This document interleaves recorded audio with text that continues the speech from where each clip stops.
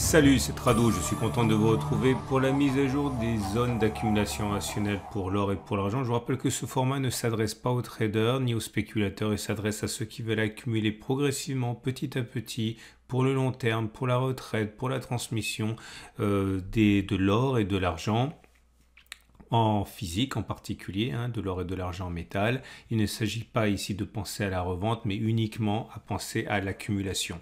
On va commencer par les actualités que j'ai trouvées pour vous ce mercredi. Et la première actualité est vraiment très intéressante puisque vous n'êtes pas sans ignorer sans doute qu'il existe des portefeuilles types, des portefeuilles stars, des portefeuilles références et sans doute que le plus connu est le fameux 60%, 40%.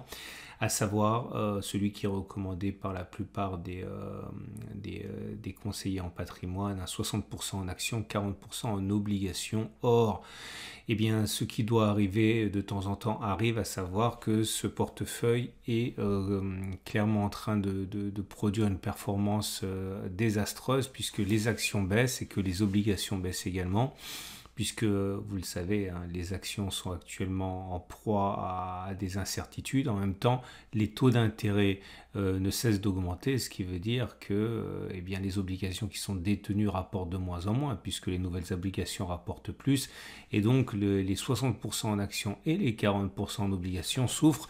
Et lorsque les spécialistes cherchent des solutions, eh bien, une des solutions mentionnées, c'est de se tourner vers d'autres actifs, au moins mitiger le 60-40% avec une portion d'autres avoirs. Et on pense, bien sûr, il recommande notamment eh bien, de l'or, de l'argent, de l'énergie, bref, mais en tout cas, l'or et les métaux précieux en général ont une part intéressante dans cette allocation qui est censée être peut-être un peu plus protectrice.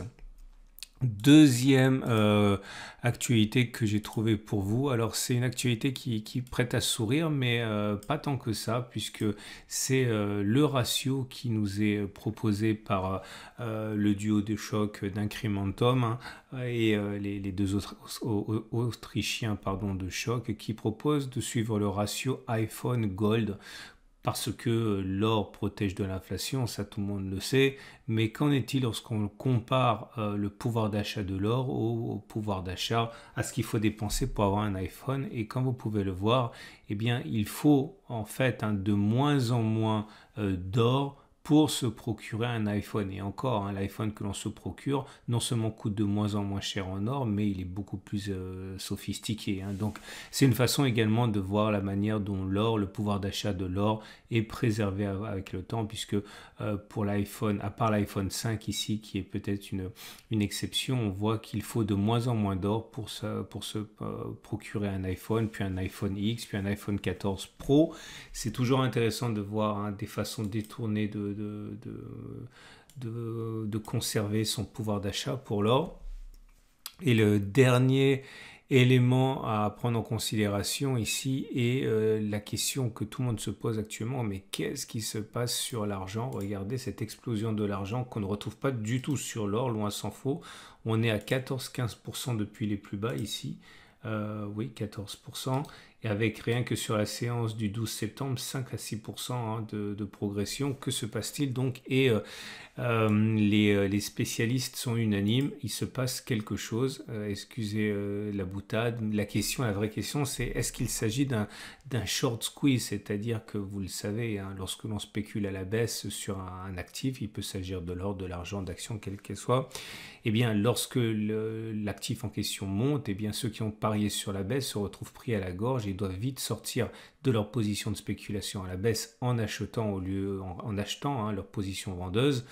Et si certains mentionnent clairement la possibilité d'un short squeeze, c'est le cas notamment de l'analyse qui est sortie sur Kitco, eh bien sur Zero Hedge, certains ne vont pas jusqu'à là, mais parlent bien effectivement d'un phénomène de modification hein, de la position de l'argent, hein, puisque encore une fois, il était de bon ton de spéculer contre l'argent avec des positions nettes vendeuses depuis quelques mois avec le renforcement du dollar. Et bien là, certains se sont brûlés les doigts et commencent à comprendre que c'est un jeu dangereux. Alors, sans dire pour autant qu'en phase 2, ils ont des institutionnels et des gros acteurs qui commencent à parier sur la hausse de l'argent, il faut bien trouver une explication à ce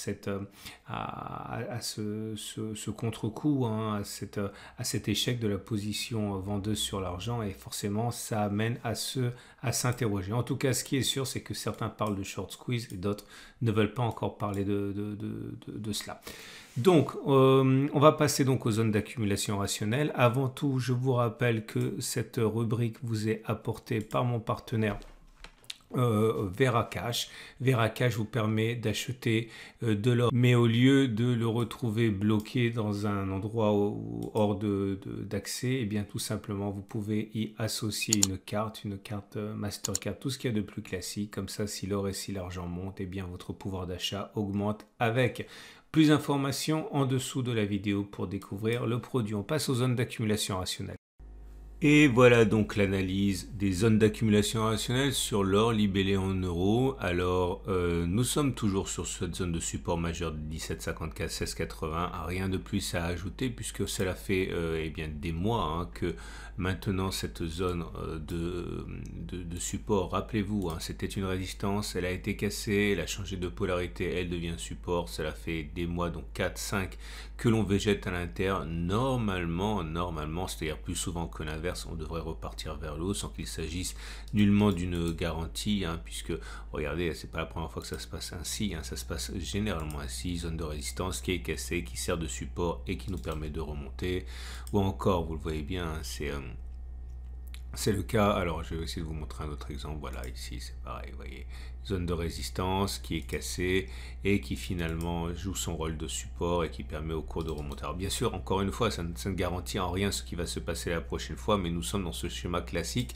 pour l'instant. Donc oui, cette zone rouge est zone d'accumulation rationnelle. Si vous voulez mettre à profit hein, les soldes pour accumuler, c'est envisageable, d'autant que la tendance de long terme est préservée. Nous sommes au-dessus de la M200 qui monte. Par contre, la tendance de fond est baissière puisque nous sommes en dessous de la M50 qui baisse. Si vous jetez un œil aux bougies Aiki-Nashi, vous constaterez que c'est pas brillant puisque vous avez des bougies rouges. Ces bougies rouges sont baissières mais ne sont pas très baissière, puisque pour avoir une bougie Aiki-Nashi très baissière, il faut avoir des bougies rouges mais sans mèche haute. C'est pas le cas actuellement.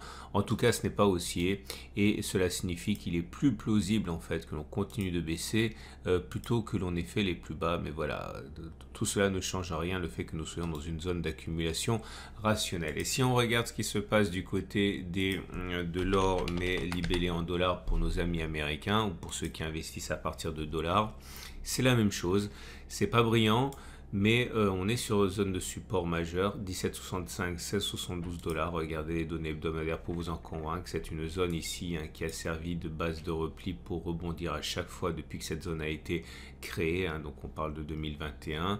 Donc à partir de là et au-delà des vicissitudes de court terme, il s'agit bien d'une zone d'accumulation rationnelle, 1765, 1672 dollars.